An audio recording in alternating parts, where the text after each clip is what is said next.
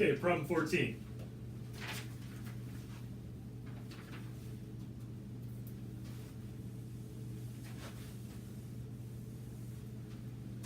Okay, part A of this problem, part A where it says graph the velocity data, this is exactly what I have here. Okay, you want to graph this data. Now I haven't graphed it all, that's hence the etc., etc. Okay, I've just graphed the first 4 data points. At 0.0, you're at 96. At 0.5, you're at 80. 1.0, 64. 1.5, 48. Not exactly to scale, not really a big deal. Okay, so that's part A. Now part B just has this question right here.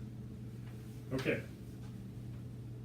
And they want you to shade a rectangle in your graph that matches your computation. Okay, and they say assume a constant velocity of 96. Okay, so what they're really saying is use a left-hand endpoint approximation for this interval. Okay, for your rectangle there. All right, so let me draw that rectangle. I've been drawing them in purple. Might as well continue with that. Okay, so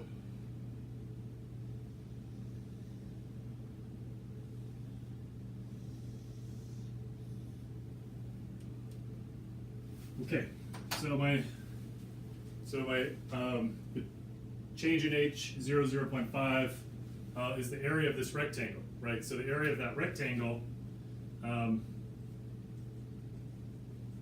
area equals length times width. Okay, my width is 0.5.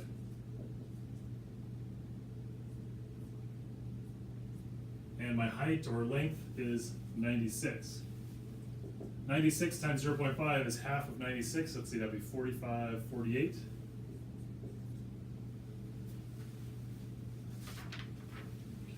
So we've got 48 feet. Okay, part C just wants this little piece here.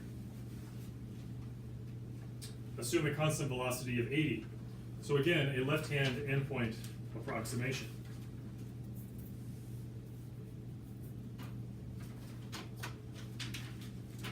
So the left-hand endpoint determines the height. That's the idea.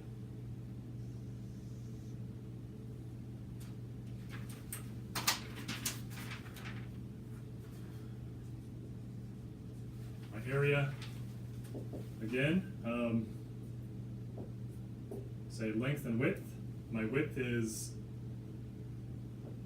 1.0 minus 1.5. Or 1.0 minus 0.5, I apologize. And my height was determined by the left endpoint, which is 80. Now I know you're like thinking, okay, why did I do that? I want to emphasize that the length or the width of an interval, the width of your rectangles is the right endpoint minus the left endpoint. In this case, you can see that it's 0.5. There.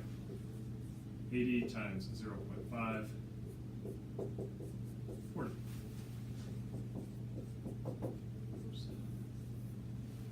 Okay, now part D has many more of these here.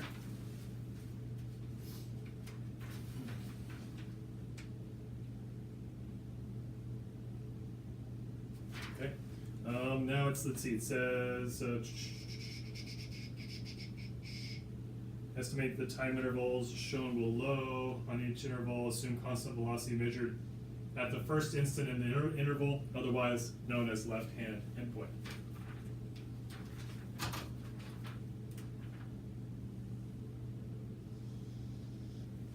There we go. And again, we can find the area of this thing. Right, 0.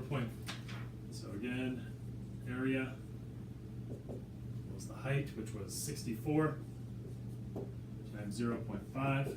Let's see, that would be 32.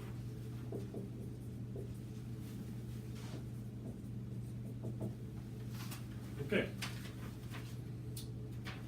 Part E. Okay, now part D, many more of these computations for each of the intervals represented in the problem.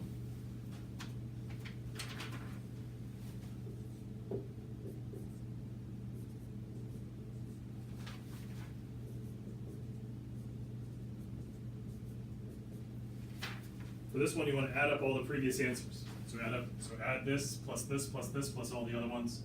Add up all previous answers. Okay. All right, so that's how to do that problem.